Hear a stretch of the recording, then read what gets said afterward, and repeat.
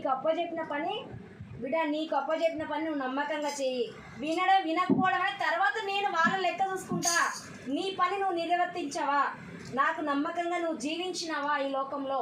నేను నీకు చెప్పినాను కదా, దేవుడు అంట ఆయన మాట వినకపోతేనంట ఆయన నోటిలో నుంచి అంట మనలో ఉమ్మి వేశాడు. పరలోకంలో వెళ్ళిన తర్వాత గేట్లు తెరవబడే.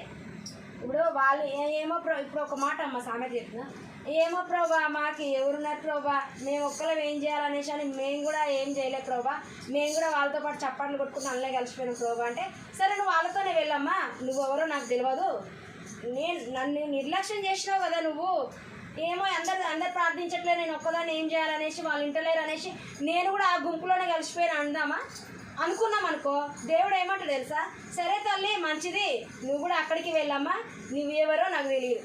ఇది బైబిల్లో ఉన్న సత్యం మాట. ఇది నువ్వెవరో నాకు తెలియదని ఆయన నోటితోనంటే మళ్ళీ ఉమ్మి వేశాడట. తర్వాత మనం బ్రతికెందుకమ్మా?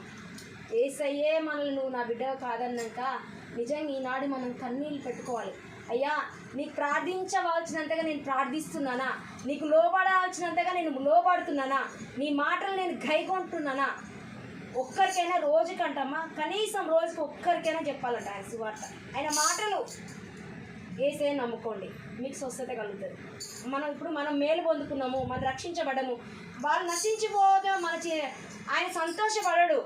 దేవుడు ఏమంటున్నంటే మీరు రక్షించబడి మీరు ఆశ్రయించబడరు కాబట్టి అనేకులకు కూడా నా సువార్త మీరు చెప్పండి, నా మాటల వరకు బోధించండి అని దేవుడు మనల్ని ఎన్నుకున్నాడు. ఈ లోకం నుంచి మనల్ని వేరు చేసినాడు కదా, లోకం నుంచి మనల్ని వేరు చేసి నా బిడ్డలారా మీరు వెళ్ళి వాళ్ళకి చెప్పండి.